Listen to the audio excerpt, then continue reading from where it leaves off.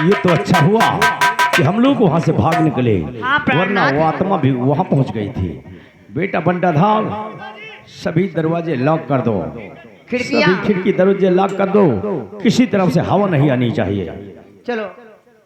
ये तीनों दरिंदे घर का दरवाजा बंद करके और घर की सारी खिड़कियां बंद करके आराम से अपने हवेली में बैठे हैं।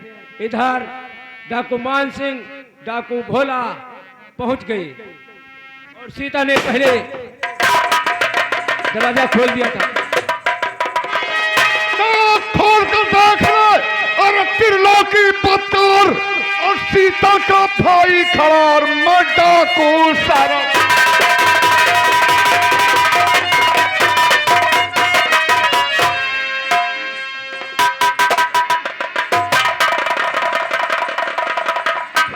जदे आग लगाया है तूने गरीब की दुनिया का, दहेज के लोभी।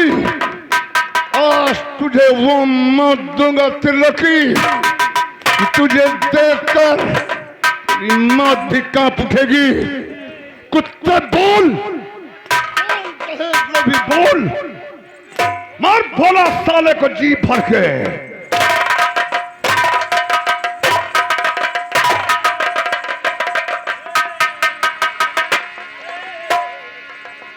हाँ भाइयों, कहानी पर गौर कीजिए।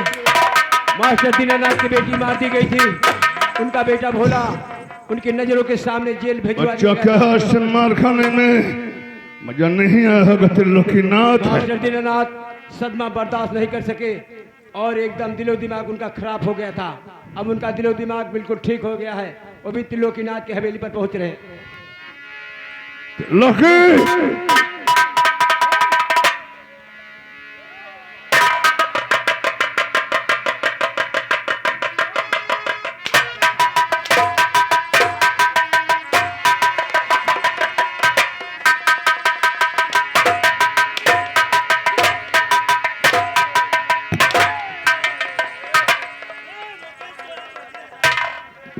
बेटा भोला, तुझे तो पुलिस गिरफ्तार करके जेल ले जा रही थी।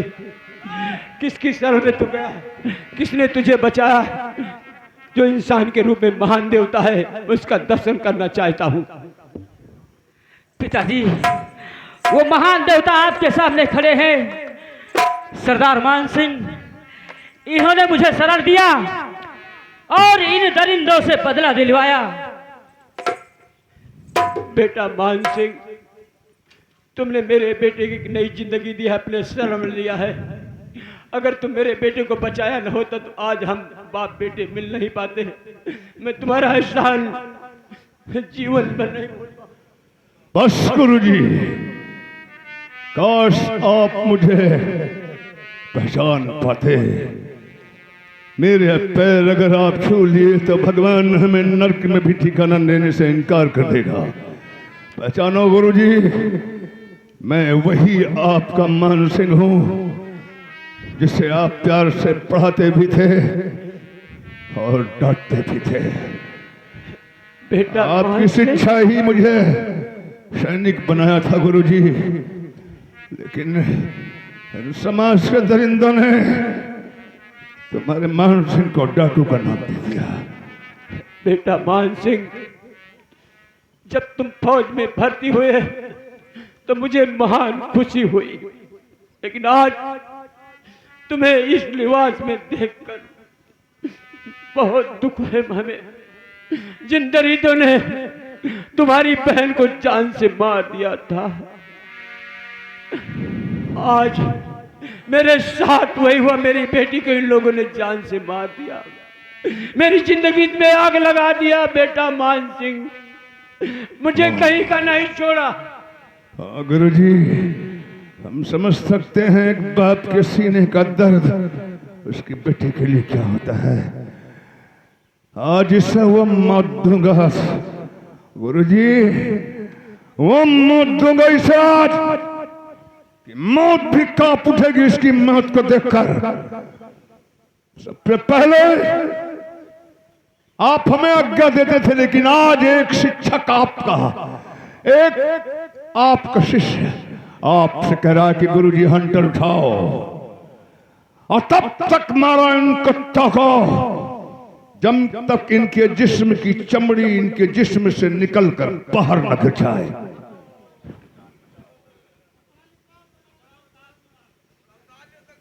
त्रिलोकीनाथ फूलपुर क्षेत्र के विधायक इधर आओ।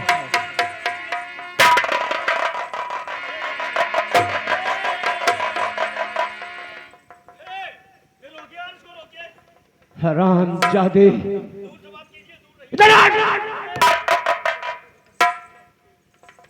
शैतान की औलाद, जब तुमने समझा कि मास्टर दीनानाथ से चुनाव में हार जाऊंगा तो तुमने हमारे साथ एक नई चाल खेला। इनको रोकिए, रोकिए, इसको रोकिए। कौन रोकेगा इन्हें? कौन रोकेगा? ये तो तेरा बारहवीं गार्ड रोकेगा? बुलाओ अपने थाने वालों को, बुलाओ।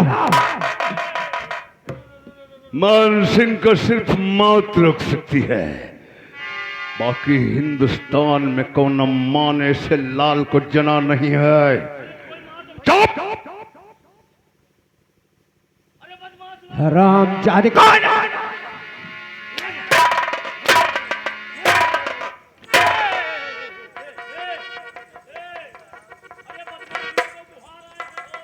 हरामजादे मगरमच्छ की औलाद, मेरी बेटी से शादी अपने बेटे के साथ करवा लिया, फिर भी तेरी इच्छा पूरी नहीं हुई। तुझसे जाली खत लिखवा लिया, फिर भी तेरी आत्मा को शांति नहीं मिली तो मेरी बेटी को जान से मार दिया।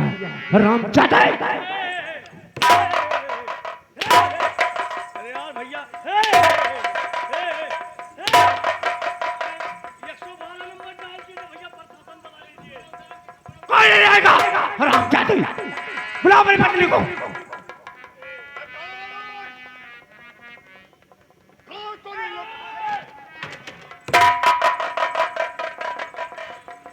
हरामजादे बिच्छू बेचारानी, सुना है बहुत जहर है तुम्हारे डंक मां। आज तेरा डंक भी तोड़ेंगे और तेरी जवानी भी। है भोला,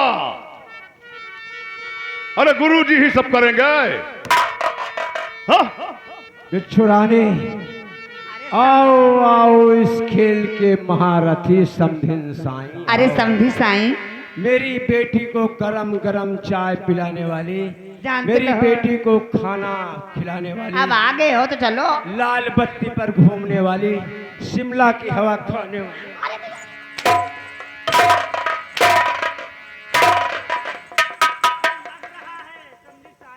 ऐसा मुझे भी लगा था।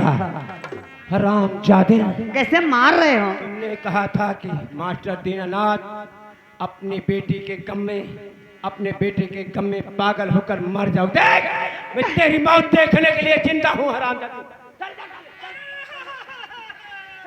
सुअर की औलाद, चल। ससुर जी, हरामजादे, तेरे माँ बाप तो कसाई थे ही, तू भी कसाई पर उतर आया है। मेरी कोई गलती नहीं है। जो पति अपनी पत्नी की रक्षा नहीं कर सकता, उसे जीने का संसार में कोई हक नहीं है, कोई हक नहीं।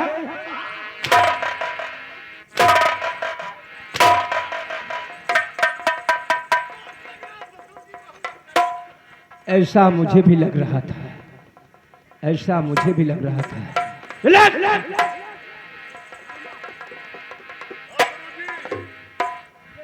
मेरी बहन सीता की लाश कहां और किस हालात में मिली थी?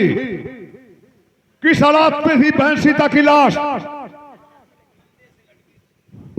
बड़े भाई, मेरी बहन की लाश फांसी लगाकर इन दरिंदों ने आम के पेड़ से लटकाया था और हम इन्हें वैसे ही मौत देंगे तीनों को। और ये जगह भी वही है जहां इन कुत्तों ने हमारी बहन को लटकाया था। त्रिलोकीनाथ बिच्छू रानी, बंटाधार, इस रच्छी को पहचानते हो? नहीं देखा था?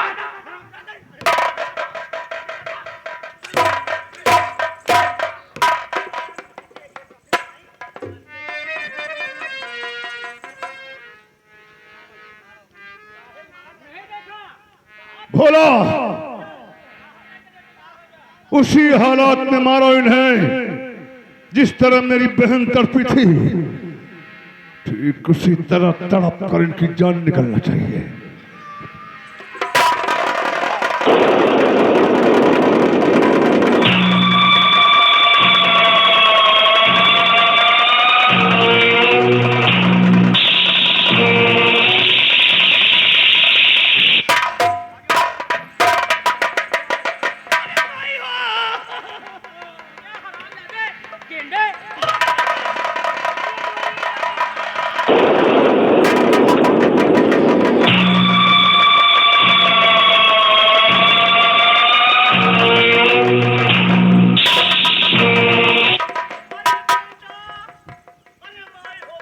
हरामजादे, कहाँ जा रहा है?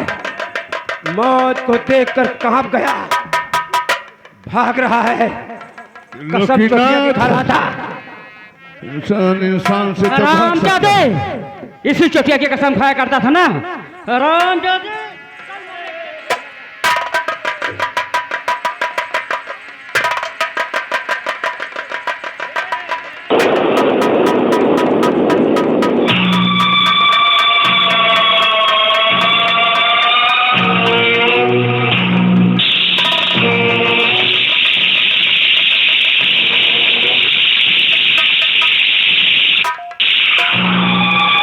मर गए दहेज के भूखे भेड़िया। आज मेरी सीता की भटकती हुई आत्मा को शांति मिली। ले जाओ इन तीनों हरामजादों को, फेंक दो किसी गंदे नाले में, चील कौवे नोच कर खा ले। बेटा मान सिंह, आज तुम्हारी जरिए हमें विजय मिली और बाप बेटे को तुमने मिलाया। मैं तुम्हारा एहसान तो चुका नहीं पाऊंगा बेटा। और सबसे पहले आप ये शुभ कार्य अपने कर कमला द्वारा कर दें। ये हमारी बहन की आत्मा की पुकार थी। बेटी रोशनी, ये तीनों मेरी बेटे के कातिल थे, इसलिए तीनों मारे गए। मेरी इच्छा है कि मेरे बेटे भोला के साथ अपनी शादी कर लो, जीवन यापन करो। मैं समझूंगा कि मेरी बेटी सीता मुझे वापस मिल गई। जैसी आज्ञा है पिता आपकी।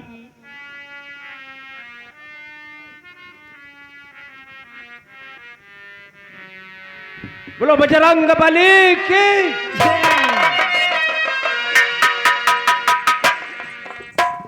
गुरुजी, आज हमारा प्रतिशत पूरा हो गया है।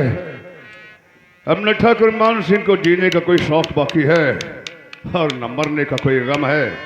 और हम ये भी जानते हैं कि दुनिया का बड़ा से बड़ा बदमाश क्यों ना हो, लेकिन कानून के हाथ इतने लंबे हैं कि वो कानून के हाथों बच नहीं सकता है। हालांकि ये हम जानते हैं, हमारा ईश्वर जानता है कि हमने ये काली वर्दी पहनने के बाद भी किसी गरीब पर जुल्म नहीं किया, किसी भाई बहन पर मजबूर पर जुल्म नहीं किया है। जुल्म सिर्फ उन पर किया था जो हमारे भाई बहनों पर जुल्म करते थे। लेकिन हमारे देश का ये अंधा कानून आज हमें गुनहगार समझकर बागी ठहरा दिया है। गुरुजी, अब हम जा रहे हैं अपने आप को कानून के हवाले करने। बेटा मान सिंह, मैं भी यही कहने वाला था, मेरे मुंह की बात तुमने छीन लिया। बेटा मान सिंह और बेटा भोला, तुम दोनों आत्मसमर्पण कर दो। नहीं गुरुजी, भोला का सारा गुनाह हम अपने सर ले लेंगे। भोला अभी सरकार की नजर में बागी नहीं है, बागी सिर्फ ठाकुर मान सिंह है। और हम जानते हैं कि हमारे देश के कानून के पास हम हमारे लिए माउस है ज्यादा और क्या होगा, और मौत के अलावा और दे भी कह सकते हैं। बेटा मां कसम, हमारा प्रतिशत पूरा हो गया है गुरुजी। अब तो हंसकर भी फांसी के फंदे को गले में खुद डाल देगा मान सिंह। नहीं बेटा नहीं, ऐसा नहीं कहते। हम तुम्हें बड़े से बड़े वकील करके तुम्हारा मुकदमा मैं खुद लड़ूंगा और तुम्हारी रिहाई बहुत जल्द से जल्द करवाऊंगा। बेटा मान सिंह, नहीं गुरुजी, विनती करता हूँ तुमसे। आप एक शिक्षक हैं, बच्चों को शिक्षा देते हैं, और हम कानून की नजर में एक मुलजिम हैं। अगर आप अदालत पर हमारी सिफारिश करवाएंगे या करेंगे तो लोग आपकी सच्चाई ईमानदारी पर उंगली उठाएंगे, और हमारे सामने हमारे गुरु के सच्चाई और ईमानदारी पर कोई उंगली उठाए उससे पहले मैं मौत को गले नहीं लगा लूंगा। हम जा रहे हैं गुरुजी। अगर हमारे देश का कानून हमें जिंदगी दिया तो हम फिर आपके चरण छुएंगे आकर, और अगर मौत मिली तो भूल जाना कि तुम्हारा कोई मान सिंह था। नहीं, कैसे भाई, मैं तुम्हें भूल सकता हूँ। हम जानते हैं कि हम मजबूर होकर इस बंदूक उठाए हैं, लेकिन फिर भी तुमसे विनती करता हूं मेरे यार, अब इन कामों को छोड़ देना, रोशनी के साथ अपनी जिंदगी की नई शुरुआत करना है। अगर जिंदा रहे तो फिर मिलूंगा, और मौत मिली तो क्षमा कर देना। बेटा मान सिंह, तुम जेल जा रहे हो, मैं जेल में मिलाई करने तुमसे 1 हफ्ते के बाद जरूर होगा।